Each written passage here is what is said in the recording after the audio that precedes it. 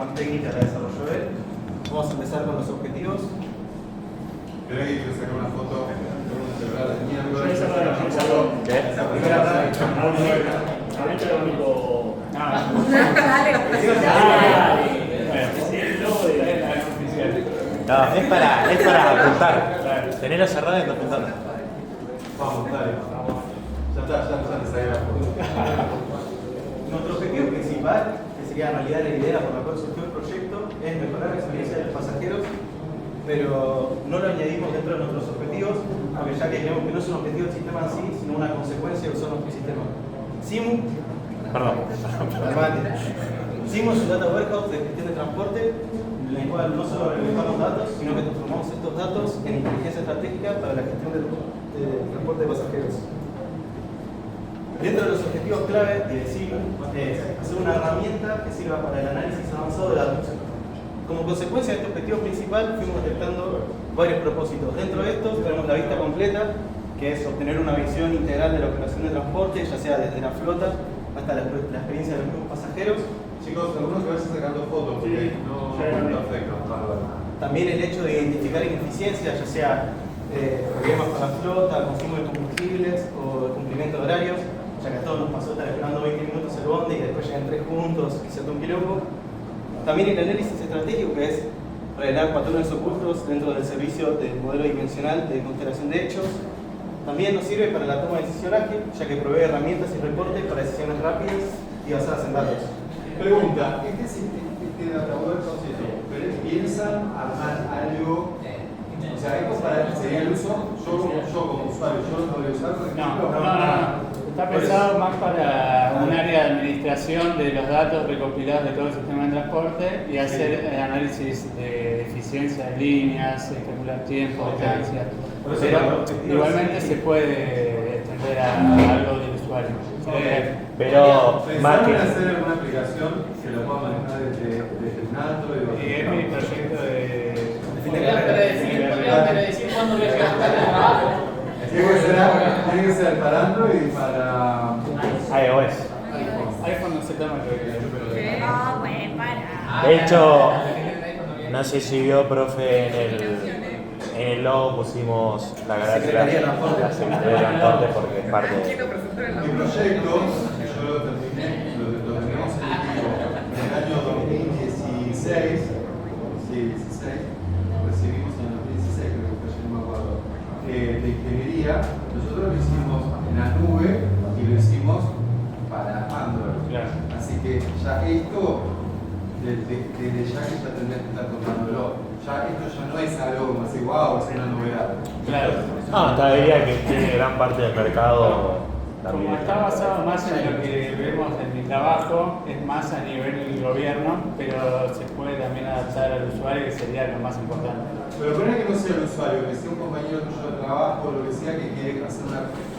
Se levantó a la mañana y antes de ir al laburo quiere hacer una consulta. Bueno, piénsalo desde ese punto de tenemos vista. todo, Bueno, que ahora vamos a poner algunos datos de GTFS y gestión de flota en tiempo real que está orientado a eso. perfecto. Por eso, como por ahí no pensamos algo tan a nivel usuario, no pusimos dentro de los objetivos mejorar la experiencia del usuario, porque lo pensamos más a nivel empresa y gobierno.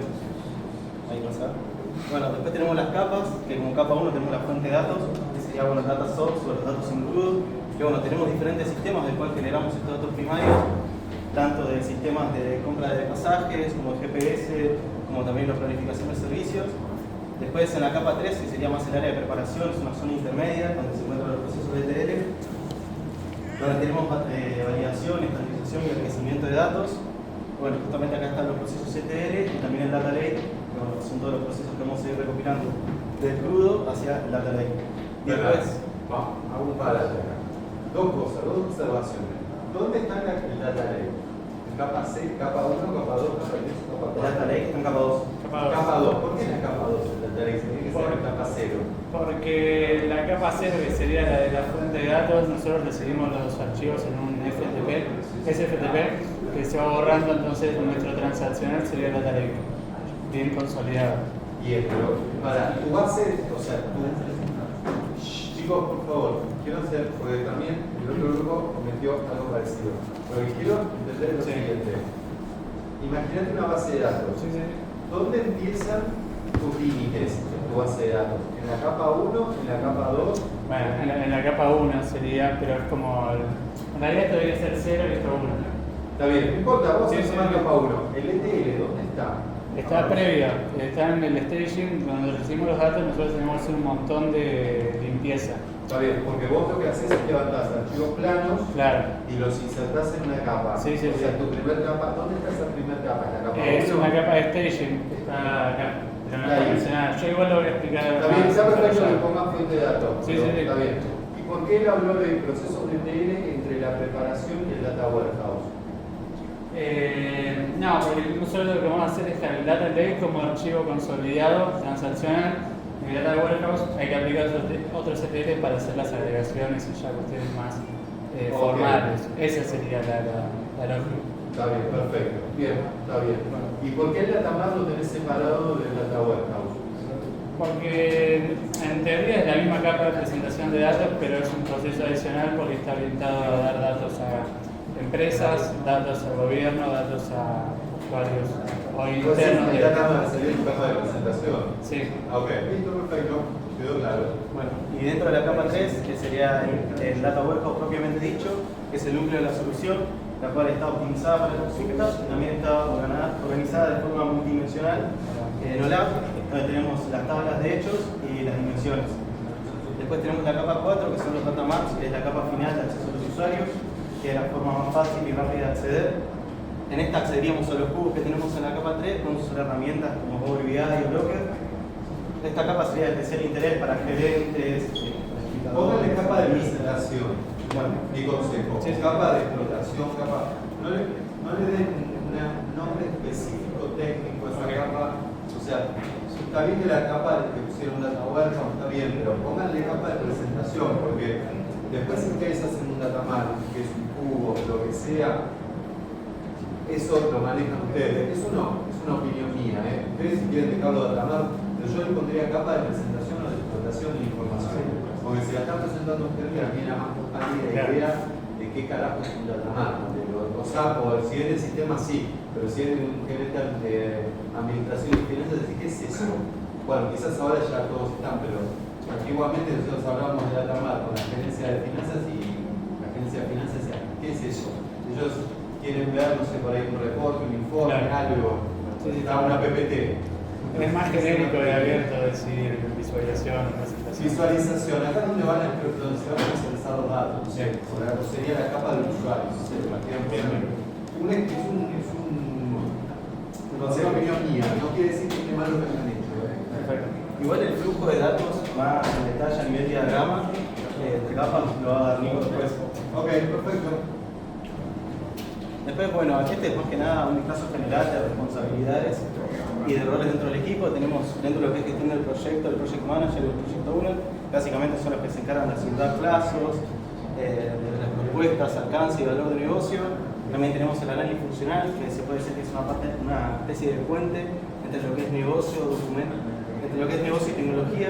Acá está el documentado de sistemas y necesidades de usuario. También está la ingeniería y desarrollo, que es un poco la construcción de pipelines, ETL y desarrollo de componentes software. También tenemos infraestructura y seguridad, que es la gestión de base de datos, rendimiento, seguridad y cumplimiento normativo. También tenemos ciencia de datos avanzada, que es bueno, todo lo que es parte del modelo pragmático. ¿Dónde estaría ciencia de datos? ¿En qué capa? En la capa de cubo, en la capa 3. En la capa 3, Sí, sí. perfecto. ¿Por qué no en las 4? También, ya es como un poco dependiendo de quién vaya el dato. No, pero- son preguntas que son Sí, sí, sí. Está bien, está bien. Está perfecto, si está en la 3 está bien. Bueno. Ahora vemos cuando vayamos desarrollando la idea que se explica más claro por qué. A veces son crudos desde la capa 0. Claro. Ok. Bueno, ahora entrando más a detalle en todo lo que es gestión y liderazgo, tenemos el Project Manager, que como lo mencioné anteriormente, lo podemos definir medio como un reloj que está enfocado en los procesos y en el cuándo. También es el que se encarga de asegurar plazos y presupuestos. Gestiona programas, simplifica bloqueos y coordina riesgos. Después tenemos también el Product Owner, que es el que maximiza el valor del negocio, actuando como la voz del cliente y presionando el backlog, definiendo criterios de aceptación y variación del producto. Después, ya entrando más en materia de lo que es análisis y desarrollo, tenemos el análisis funcional, que como lo mencionaba anteriormente, es como este puente entre el negocio y la tecnología. Acá tenemos más que nada dos roles principales, que es el analista de origen, que es el que entiende el sistema fuente, el que se encarga más de documentar formatos, de detectar anomalías en el crudo, y después el analista de negocio, que es bueno, el que habla más de lo que es reportes, define la lógica de los KPIs y demás. Después tenemos ingeniería de desarrollo, que como mencioné anteriormente, es medio como la fábrica, donde tenemos los pipelines ETL, el código. Acá presentamos dos figuras, que es el ingeniero de datos, que bueno, justamente es todo, es el que se encarga de construir los pipelines ETL, el que se encarga de optimizar las consultas y más. Y después separamos también un poco de lo que serían los programadores, que son los que se encargan de desarrollar componentes de software, pero más complejos, que van más allá del ETL en sí. Después, bueno, ahora seguimos haciendo énfasis en lo que es infraestructura y seguridad, que son los cimientos del proyecto. Bueno, en este caso presentamos la figura del administrador de base de datos, que sería el DBA, que básicamente es el encargado de gestionar base de datos, rendimientos y costos de almacenamiento en la nube. Después también tenemos al ingeniero de seguridad, que es el que se encarga especialmente de proteger los datos sensibles y cumplir las normativas de privacidad, que eso sería más con el tema de legal.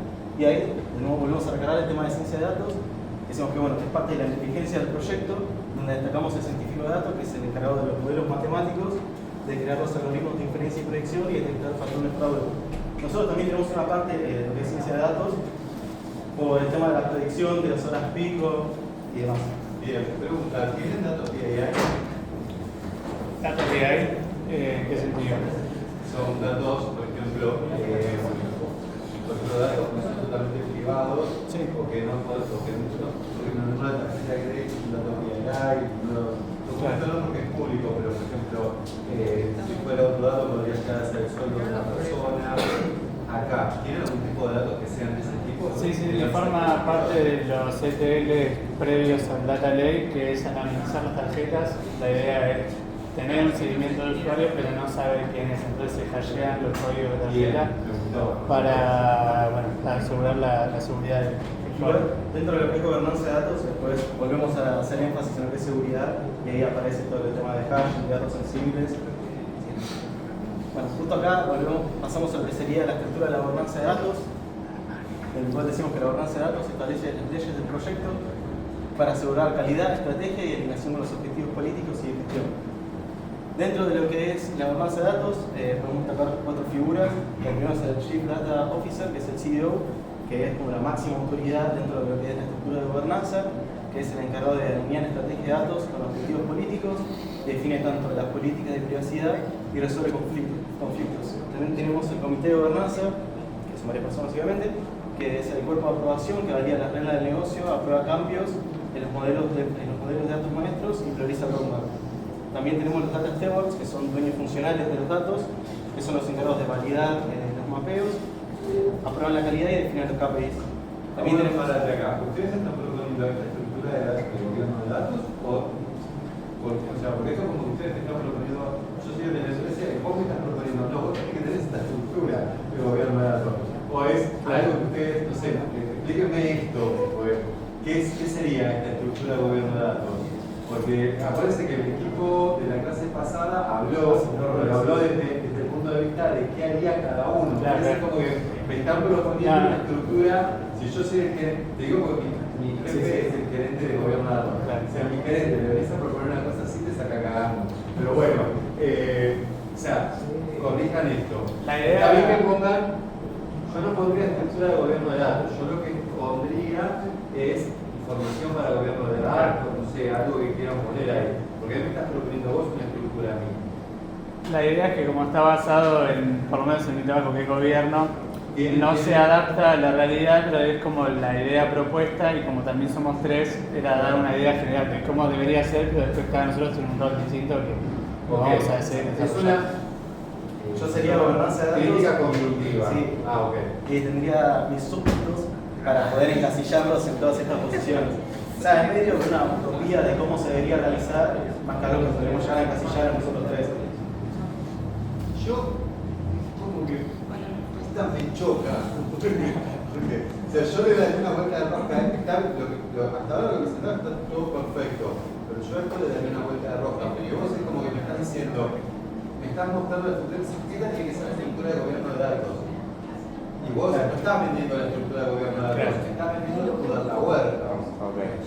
Es una crítica, por eso digo, yo le daría una vuelta de rosca, poniendo, qué sé yo, información para gobierno de datos, yo sacaría lo que es.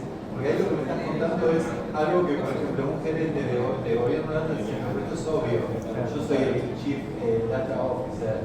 O sea, por ahí está bueno, por ahí no sé, proponer que tiene que haber un comité de gobernanza o, por ejemplo, lo del data antiguo, como explicaron ellos, esto lo va a... Claro, el sí no entra dentro del modelo de negocio nuestro de estar en Data Warehouse, sino como... Claro, o sea, como que me están diciendo... Es como, imagínate que están los gerentes de finanzas, por eso yo no sé, si vos te vas a presentar en tu empresa, No, por eso. Ah, bien. Por eso. No existe. Eso perfecto, listo. Pero no, a ver, para la presentación. Estructura de gobierno de datos propuesta. Para la presentación lo podemos olvidar y sí ya mencionar qué haría cada parte del gobierno de datos dentro del formato de funcionamiento de Data Warehouse. Ok, listo. Pero yo, entonces, si no, si estructura de gobierno de datos propuesta. Es que sería, en mi caso, de mi trabajo, completamente de cero porque no hay nada de todo eso. Está bien, perfecto. Bueno, dentro de lo que es gobernanza de datos, vamos con exploraciones y estándares. Primero vamos con la estandarización semántica, que es eliminar la ambigüedad y crear un lenguaje común y definir cada atributo antes de entrar a Data Warehouse, básicamente para prevenir errores. También tenemos la homologación de KPIs, que es aprobar formalmente las fichas técnicas de cada indicador, convirtiéndolo en un estándar corporativo. También tenemos la gestión de datos maestros, que es establecer la fuente única de verdad para dimensiones claves y resolver conflictos. Y el diccionario de datos, que es mantener un catálogo vivo y accesible para el significado de cada atributo.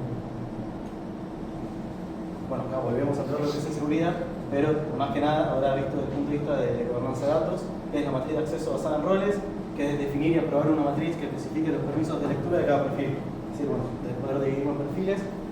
Seguridad de nivel FILA, esto básicamente habla de un filtro de seguridad que cada municipio o que cada usuario va a acceder únicamente a sus filas y no a las filas de otros. Bien. Después la protección de datos personales, que ahí sí hablamos de anonimización y de hashing, como por ejemplo, acá pongo por ejemplo datos sensibles como ID, usuario sube o de datos conductor. Después también tenemos los perfiles de visualización, que básicamente es las características específicas que tiene cada rol a nivel escritura y lectura, es decir, quiénes pueden leer los datos y quiénes los pueden modificar. Pregunta, esto, ¿quién lo maneja? ¿Quién lo va a proponer esto para que lo maneje? ¿El área de gobierno de datos o lo va a manejar otra área? El gobierno de datos va a habilitar quién tiene permisos, pero el que da los accesos es el administrador de base de datos. Bien, el de seguridad. Claro, sí. El gobierno de datos se establece como la... Establece Me Característica de seguridad. tienen demasiado con gobierno de datos. Si tuviera mi gerente acá, nos da vuelta, con una media. Por suerte digo. Por suerte no está. Pero si estuviera, ella lo conoce. Si estuviera, nos da vuelta porque. O sea, cuidado con el sistema de gobierno de datos, porque hicieron mucho gobierno de datos. A mí me parece que se están yendo de focos. No digo que esté mal, está bien lo que hicieron, pero se están yendo de foco con lo que es el objetivo, que era mostrar y precisar un Data Warehouse. Ahora seguimos con eso. Ok. Por ahí que nos queda un poco larga la presentación en general, entonces parece que estamos muy enseñados. No se vayan de foco. Bueno, después pasamos a lo que es calidad de datos y observabilidad, que acá, bueno, que la calidad no se supone, sino que es algo que tenemos que medir. Dentro de esto tenemos los umbrales de aceptación de ETL, que es básicamente los umbrales que tenemos a la hora de aceptar antes de poner un cortocircuito, es decir, si la carga no alcanza los umbrales mínimos, se aborta y no se publican los datos, esto para no tener datos. ¿Cómo vas a manejar los umbrales? No, o sea, es un umbral, eso es correcto, ¿no? Sí. Acá te puedo dar vuelta, yo con el mío, pues yo trabajo con calidad. Cuando- ¿Cómo manejan los umbrales de datos? Cuando a veces recibimos mal la información de base y los GPS vienen corridos y caen todos en otro punto, o faltan registros, evaluamos si hay menos registros, si el archivo pesa más de lo que ¿Vas a debería hacer un pesar. desarrollo para todo eso o vas a contratar o vas a comprar un producto? Ninguna de las dos. En nuestro trabajo lo tratamos de hacer nosotros, no tenemos la opción de comprar nada, tampoco tenemos la infraestructura como para montarlo realmente. Pero bueno, es en base a la materia, más o menos acomodarlo a lo ideal. Ese es el objetivo. Los umbrales, consejo que les doy, ya que hablan de umbrales, cuando se manejan los umbrales cuando vos haces las ingestas de datos, calculás promedios móviles. Entonces vos decís, ¿por qué? Porque controlás contra el desvío estándar. Después si querés te digo la fórmula, que es una pavada. Pero cuando se manejan umbrales de tráfico de datos, es la mejor opción. Porque vos no vas a poner un umbral fijo cuando no sabes si la fuente te va a dar, por ejemplo, 1.000 registros y mañana 1.500. No te vas a traer una alarma constantemente. ¿Cómo haces para hacer el seguimiento de que si esa fuente va aumentando los datos? Están bastante estandarizados y son muy estacionales porque es datos de transporte, entonces más o menos cada mes la información a nosotros nos llega de modo mensual y eso es un poco lo que va a desarrollar. Y tenemos más o menos, no hacemos el estudio, pero más o menos a ojo, lamentablemente sabes cuántos datos te van a llegar. Y lo de estandarización y umbrales es porque a veces, muy rara vez pasa que viene mala información, pero es una cuestión más que hacemos de modo manual que analítica. A ver, no, igual eso lo podés automatizar, no hay problema. Claro, sí, sí. Bien, ¿qué más? Bueno, interesante hasta ahora, pero no viene la web. Ya es esperar. No. Lo bueno es esperar. Estamos guardando lo mejor para el final. Después tenemos las reglas de integridad, que básicamente se establecen reglas para garantizar que las mismas métricas sean consistentes a través de todos los niveles de agregación y de reportes. Después tenemos consistencia y cuadratura, que es que se define una tolerancia máxima a la hora de la diferencia entre el data warehouse y el sistema LAB. Pero bueno, esto también es movible.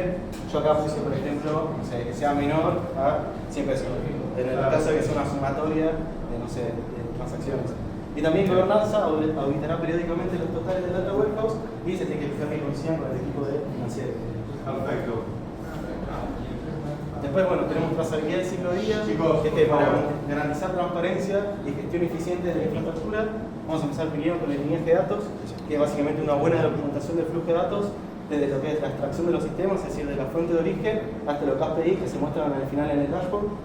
También tenemos las políticas de retención y archivado, que esto básicamente es el tiempo que vamos a tener los datos calientes, tibios y fríos, que estas políticas a la vez se equilibran con lo que son los costos de almacenamiento y las políticas a nivel de obligaciones legales.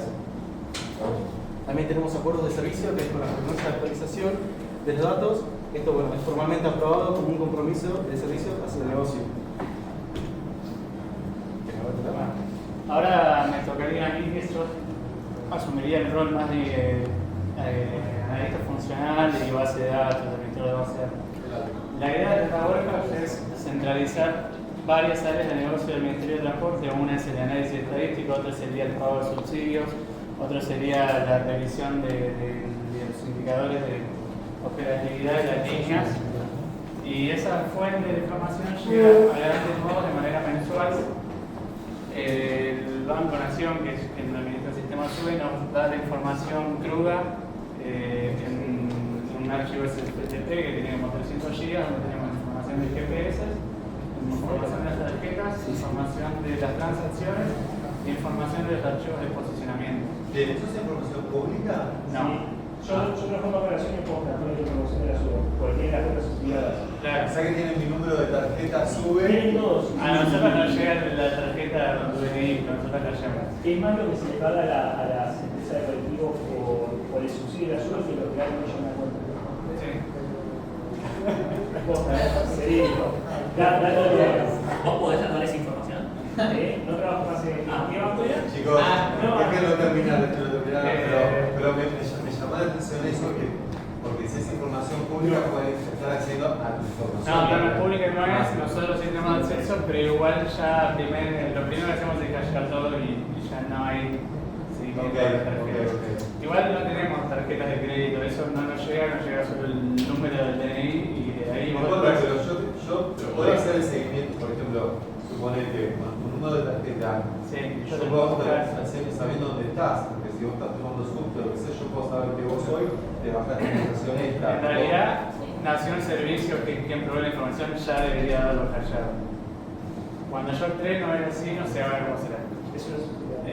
Pero bueno, la información es muy diversa, viene de distintas fuentes.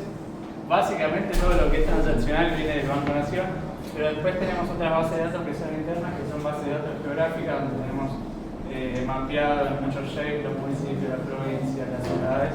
Y creo que esa sería toda la información. Toda esa información nosotros la vamos a chupar en el CFTP. hay un montón de datos que no están correctos o validados, pero es un acuerdo de servicio, mostrar la información tal cual como llega.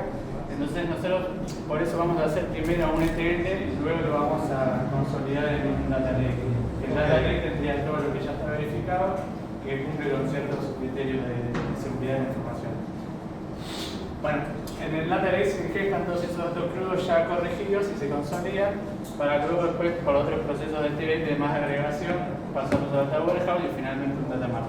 Bien, pero las fuentes esas de datos que vos recibís son archivos planos, ¿no? Sí, sí, sí. Bien. Eso no puede ser la capa cero, o sea, a lo que voy es, eso vos lo tenés o sea, vos tenés que empezar a contar tu capa cero o tu capa 1, como lo quieras llamar. Tenés que empezar a contar desde que la información entra a tu base de datos. Okay. Lo que está afuera, por eso te digo que establezcan bien, lo que está afuera, si eso está en una carpeta, en un servidor o lo que sea, no es parte del data warehouse, lo que vos estás haciendo de la data warehouse. Podría ser una capa cero, ¿no es? Si es capa cero es porque eso ya está infectado en la base de datos. Claro, no, entonces no lo es. Por eso te aviso.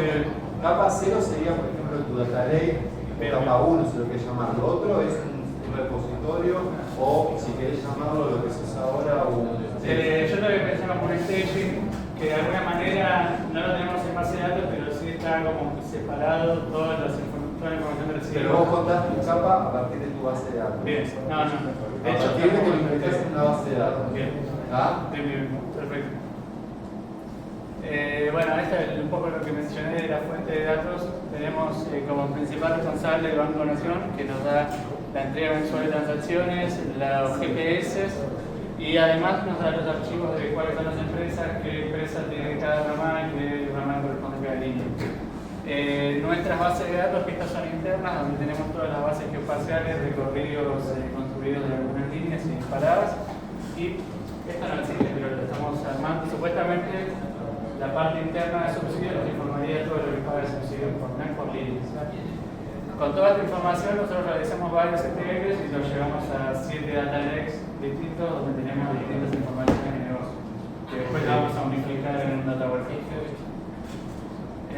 Bueno, la idea del data lake era tener una parte de la información cruda y después tener la información consolidada por los ETLs que yo ahora voy a contar. No voy a contar todo, pero voy a decir lo más importante como para que tenga un poco de representación todo eso.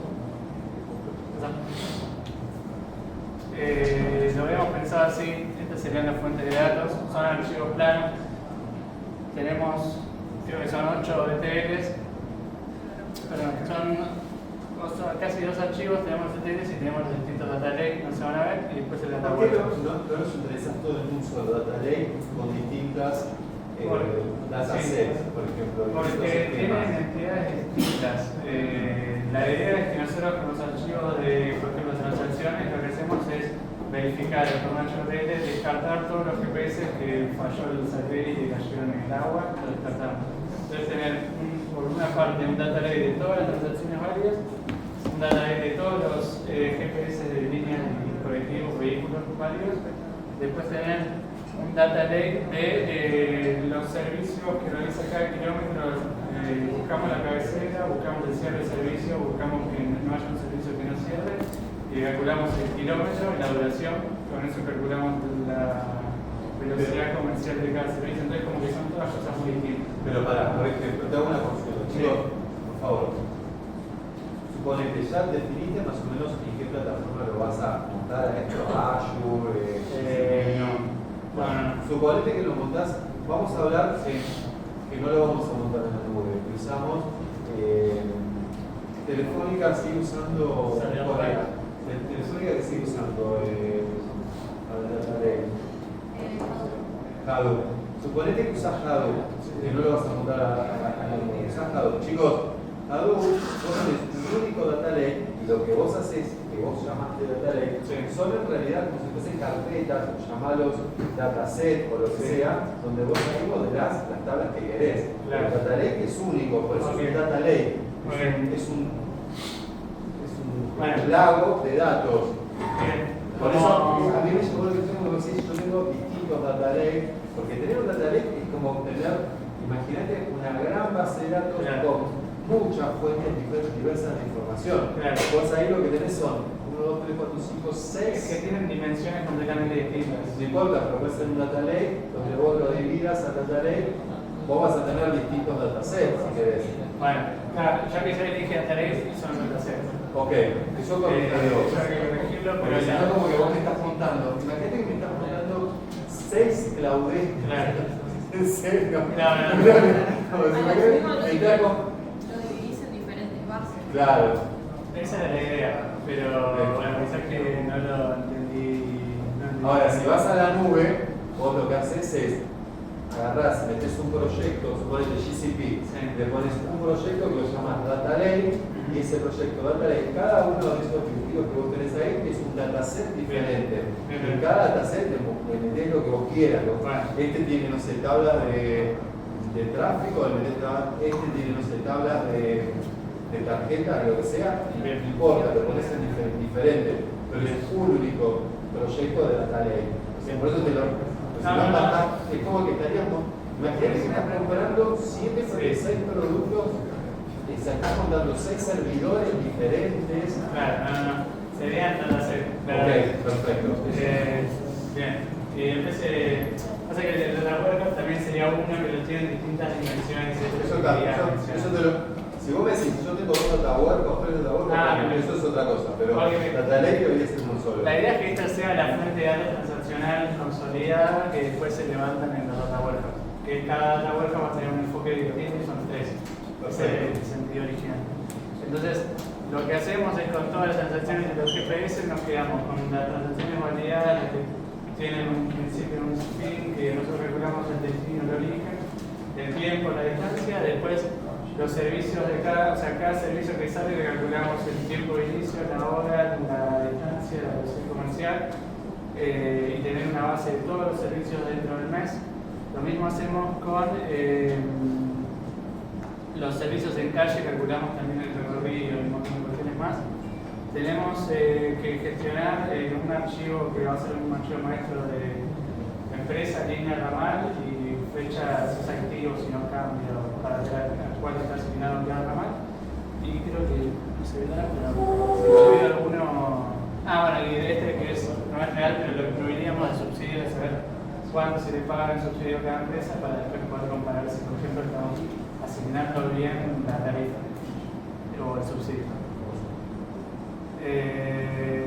Bueno, dicho eso, el Data Warehouse sí se va a montar en todas estas dimensiones creadas por estos datasets y la idea del proyecto es tener un cubo que va a tener todas las transacciones de viaje, otro que va a tener toda la operatividad de líneas, esto es saber por mes, por año, por semana, cuántos kilómetros recorrió, cuántos servicios realizó, cuántos pasajeros transportó y en función de esas métricas. Y la otra es que tiene sentido dentro del Ministerio de Transporte hacer análisis geográfico de ver por municipio, por barrio o por incluso tenemos índice de troncalidades por avenida, cuánta gente viaja.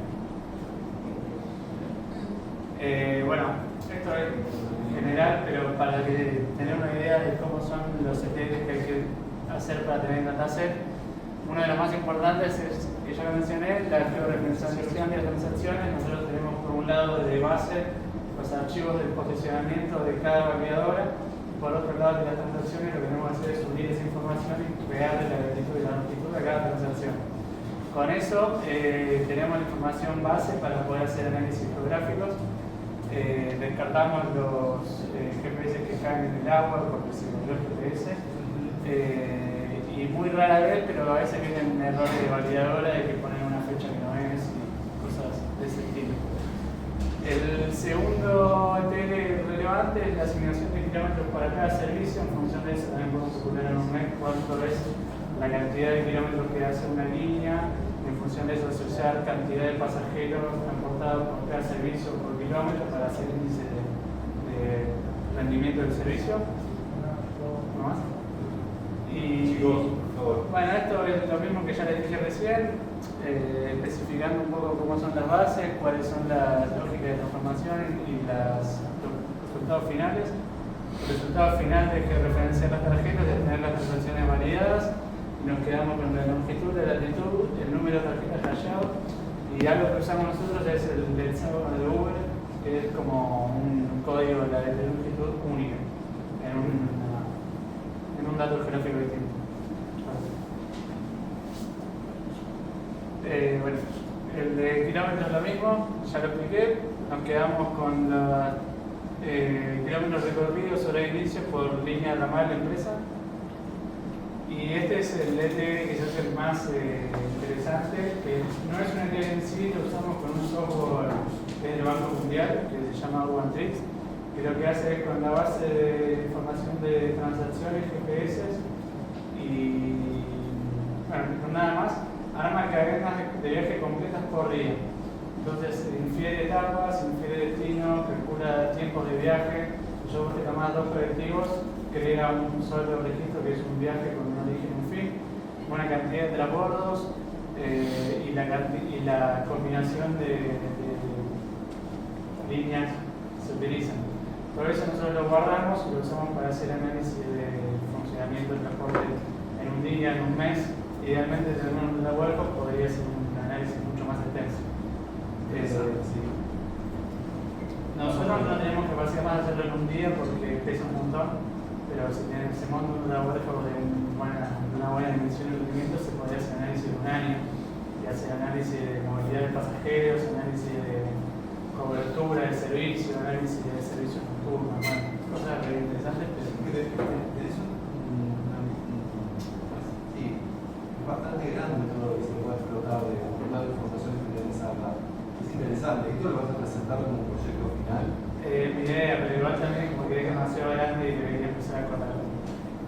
Hay otra cosa que olvidé que también tenemos, es el posicionamiento en tiempo real de los colectivos. Con eso podemos analizar la frecuencia, si están saliendo al tiempo, si cumplen con la cantidad mínima de colectivos en calle, de relativo. Hay un montón de cosas que se pueden hacer. Hasta mismo eso, que bueno, por ejemplo decías, tener una aplicación o algo, por ejemplo, saber las coordenadas, tener en tiempo real dónde están los colectivos, por ejemplo, Transporte Ya, que es la página que vos podés elegir la línea y te va más o menos actualizando en tiempo real toda la flota de líneas que están activas en ese momento y puedes ir viendo detalles más. No es exactamente en tiempo real ya, pero sí se aproxima bastante. Está muy bueno, o sea, es muy rica la información, pero la traer en esta presentación me gusta, porque a mí me gusta todo lo que es geolocalización, todo eso. Bueno, no sé, ya. No, sí, sé que llegamos un poco, pero no. Pasemos rápido. Bueno, esto es lo que es final, que está bueno. Se crea una matriz de origen y destino, tenés una matriz de pasajeros, viaje, combinación a dónde fue.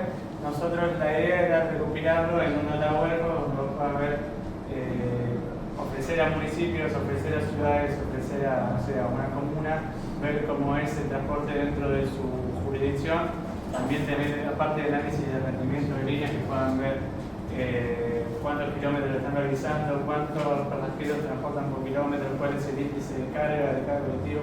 Todo eso es lo que queremos plasmar. Bueno, esto en realidad son las tablas que yo dije que eran de Data Lake, serían como los datasets que se consumen principalmente para la warehouse, que uno es el de operatividad de líneas, donde sacamos kilómetros totales recorridos, kilómetros improductivos sobre baja. A veces pasa que los colectivos se quedan dando vueltas y no llevan gente. Son esos. Tiempo de servicio, cantidad de servicios cumplidos, eso tiene que ver con la programación, la velocidad comercial y la cantidad de gasoil estimado, que se puede hacer una cuenta de la totalidad de kilómetros por el consumo promedio de gasoil. Después, métricas zonales, que son estas que hablamos que son de bases de datos geoespaciales, que podemos ver en cada, en cada hexágono, que es como se da un hexágono virtual de 200 metros, yo puedo calcular cuántas transacciones suben entre ese punto. Entonces, se pueden hacer análisis geográficos de saber cuánta gente sube en una zona, cuánta gente hace transbordos, cuántas líneas de colectivos pasan en un punto, entonces puedes analizar la conectividad de ese punto y otros datos más interesantes. Y después por transacciones por viaje, puedes ver por cada, si querés, poder ver por cada vehículo cuánta gente viaja y qué cosas. Bueno, la finalidad de todo esto es, como ya mencionamos, dar un data mart o alguna visualización a empresas de cada línea puede ver el rendimiento de sus líneas normales o sus horas pico, o incluso las líneas o las zonas de mayor recaudación. Análisis territoriales, que esto va de gobierno para provincias, municipios, ciudades, y análisis de gobierno que puede ser interno para calcular mejor los subsidios, ver si se están asignando bien las partidas o ver incluso si hay líneas que no están funcionando y mejorarlas de baja directamente. Bueno, ¿cuáles son las respuestas de negocio que busca responder este data warehouse? Entre la perspectiva de gobierno, como dije recién, es saber si están pagando bien los subsidios, saber cuál es el costo real por pasajero, saber cuál es el costo, antes está referido, por línea, sí está referido, pero podría ser saber cuánto estamos subsidiando nosotros del pasaje, todas esas cosas, o cómo estamos financiando nosotros a la empresa. En la parte de la empresa también se puede saber si se están liquidando bien los kilómetros, cuál es el índice de pasajero por kilómetro, o se puede ver cuáles son las líneas de mayor operatividad o mayor rendimiento. Por municipio, bueno, ya lo mencioné, pero es saber si están bien conectados sus puntos de mayor interés, sus hospitales, sus escuelas. Y del usuario, que es algo final que habíamos iniciado a hablar, es, no sé si está destinado como para que cualquiera entre vea su tipo de viaje porque está analizado, pero más o menos una idea de tiempos de viaje entre una zona y otra, o cuáles son los subsidios que tocan a una determinada empresa, como algo más abierto a la información. Bueno, y todo esto está orientado a mejorar el sistema de transporte y que sea más accesible y más eficiente. Quiero escuchar el cuerpo, porque se nota, mira, se notó en el grupo, quiero que lo tomaste, como que lo hiciste, agarraste el proyecto y muy bien, Sí. Está muy interesante la información que tiene, está bueno, si lo vas a presentar como un proyecto de fin de carrera. Sí. Denle una vuelta de rosca. Yo la pensé como irme del ministerio y venderlo como algo privado. Me parece bárbaro, estaría bueno. Buscarte acá algunos que te programen, que hagan algunas cosas, sí. Lo de gobierno de datos, denle una vuelta de rosca. Ok, ¿Está? Bien, a ver Square. Arrancamos. Ahora, vamos a ver. Usted que dijo que iba a subir la vara, Square. Bueno, básicamente lo que yo voy a estar hablando es cómo pasamos de todo lo que estuvimos viendo en la teoría en la práctica. Básicamente acá la construcción del data warehouse nosotros planteamos que es iterativa e incremental. Esto lo que quiere decir en realidad es que en vez de hacer toda la ingesta de datos, armar todo el sistema, sino armar por partes o en base al requerimiento de que se desee para armar el data warehouse. Por eso se prioriza la entrega de valor vertical, que es esto que mencionaba, y bueno, sí, el proceso se divide en 4 fases principales. La primera, que es la preparación de la infraestructura, establecemos la plataforma tecnológica base, garantizando seguridad, rendimiento y un ciclo de desarrollo ordenado. Las primeras 2 fases, bueno, primero lo explico. El despliegue de entornos, la primera parte, se provisiona instancia de base de datos, acá ponemos Snowflake, Postgres, para lo que es Dev, Test y Prod, o sea, crear primero los entornos para el desarrollo, el test y la producción, creando bases de datos lógicos y esquemas definidos.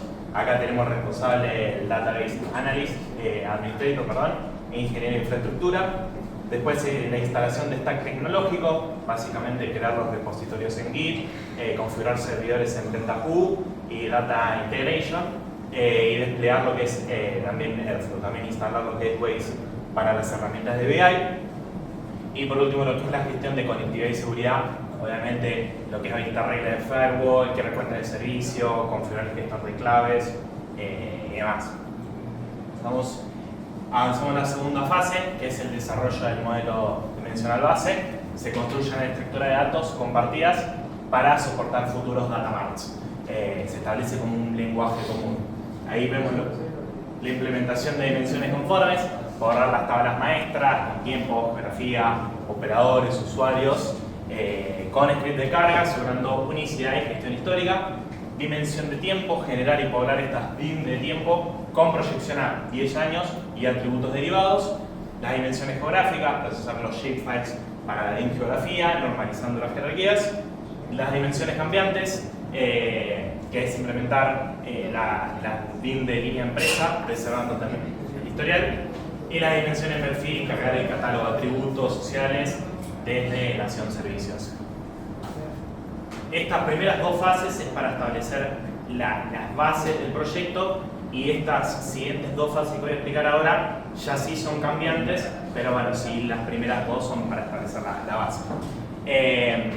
Bueno, lo que es el flujo vertical, por ejemplo acá que en movilidad y viajes, se demuestra el valor tangible construyendo un caso de uso prioritario, que es lo que muestro ahí arriba, con un cubo de transacciones de principio a fin.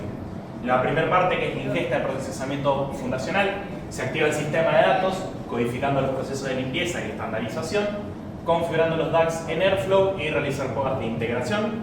Después pasamos a lo que es la construcción del cubo, que acá se transforman los datos transaccionales en un modelo dimensional optimizado. Se desarrolla el ETL de agregación, que acá lo tenemos especificado, que en el trabajo también están todos los ETL bien especificados y demás, acá le agregamos el nombre. Y gestionar, acá hace la integridad y se optimiza físicamente las tablas. Y por último, lo que es el desarrollo de la capa de explotación, que es entregar la información al usuario final de manera segura e intuitiva, configurando un modelo semántico, implementando la seguridad, que es RLS, que es para ver líneas específicas dentro de la tabla, para construir justamente estos dashboards. Por último, la fase 4, que es la validación y postproducción, se garantiza acá que el producto sea robusto, preciso y útil antes de liberarlo. Para eso tenemos lo que es la prueba de aceptación de usuario, WAT, que es la validación formal de la utilidad y la veracidad de la información. Tenemos las sesiones de demostración, validación de cifras y certificación de gobernanza. Y después tenemos lo que es el despliegue y ya la automatización, que movemos a lo que es el sistema de producción y configuración para funcionar sin intervención humana. Acá tenemos la migración de código de carga histórica, programación de orquestadores y configuración de alertas. Pasamos adelante y ya pasamos a lo que es la habilitación de accesos y soporte. Es el paso final de la puesta en marcha del producto con el usuario final y estableciendo el modelo de soporte. Tenemos la gestión de identidades, acá se da de alta los usuarios finales en el servicio de BI, la aplicación de seguridad, el RLS, esto que mostramos, de que cada usuario tenga que ver las distintas filas dentro de la tabla, la capacitación y la gestión del cambio, el envío del manual de usuario y la capacitación breve de los distintos usuarios, y el monitoreo intensivo, que es una ventana que damos, un gap de 2 semanas de monitoreo, donde ahí va a estar todo el equipo de desarrollo para resolver las dudas y los bugs. Esto es monitoreo intensivo, pero son las primeras 2 semanas. Ya lo que es el plan de operaciones y mantenimiento, acá se garantiza la estabilidad y la disponibilidad de los datos mediante una carpeta operativa, que son básicamente los distintos focos donde hacemos dentro de la seguridad. El calendario de procesamiento, se definen los procesos, hay el ciclo de alta frecuencia 24/7 y el cierre mensual para asegurar la disponibilidad de la información. Monitoreo de observabilidad, la estrategia de monitoreo en 3 niveles, que es la infraestructura, el pipeline y la calidad de los datos. Después, gestión de incidentes y soporte. Establecemos un protocolo de 3 capas o 3 niveles para resolver los fallos. Que esto es, el primer nivel sería para resolver dudas básicas, reiniciar servicios y demás.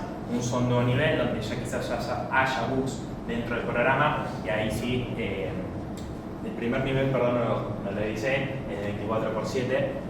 Ya el segundo nivel sí es para un soporte más específico, y un tercer nivel si ya hay algún inconveniente con algún proveedor o algo, donde eso ya lo tenemos que ver de manera externa.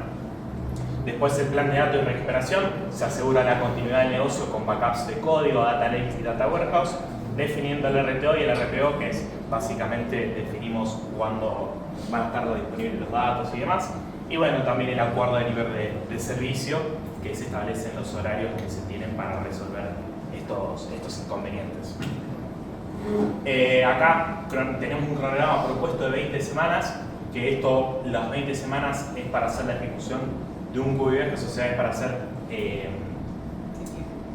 o sea, las 20 semanas son, por esto que comentaba de que es servicio iterativo, tenemos los cimientos de infraestructura, son las primeras dos capas, despliegue de los database, el modelo core dimensión, el diseño dimensional, los desarrollos de TLs, maestros complejos. Acá son de la semana 1 a la semana 7, son estas primeras dos etapas, y de la semana 8 a la semana 20 tenemos las otras dos capas, las otras dos fases, que esto es lo que decíamos que las primeras dos eran como fundacional, era de base, y después las otras dos iban cambiando según la necesidad. El primer flujo vertical, la movilidad de viaje, por ejemplo, se hace la ingesta transaccional, el motor algorítmico, la capa semántica y la visualización, también lo de la aceptación del servicio y Go Live, o sea, la carga alta. Y un segundo flujo vertical, las operaciones y finanzas, también ingesta financiera, cruce operativo, dashboards, donde justamente el cliente pueda corroborar que desde nuestro programa coincidan los datos con los datos que indica el propio cliente. Lo que es matriz de interacción de roles, acá vemos el flujo de interacción estructurado para asegurar la calidad y la alineación. Básicamente esto de nuestro lado tenemos un daily stand-up, el equipo técnico y la identificación de bloqueos, tenemos el comité de gobernanza, que eso ya es mensual, directores, se aprueban definiciones y se revisan incidentes, el sprint review, que equipo también están los stakeholders y se muestran avances y se recibe un feedback, y después ya un refinamiento semanal que están los ingenieros y bueno, se discuten las tareas a futuro.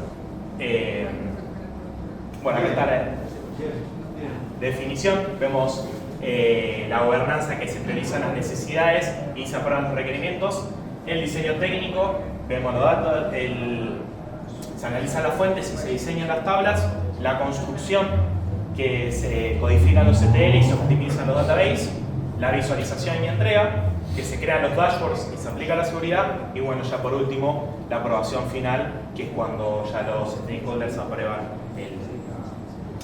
todo lo que es la tabla. ¿Ya lo último? Ah, no tenemos un fin.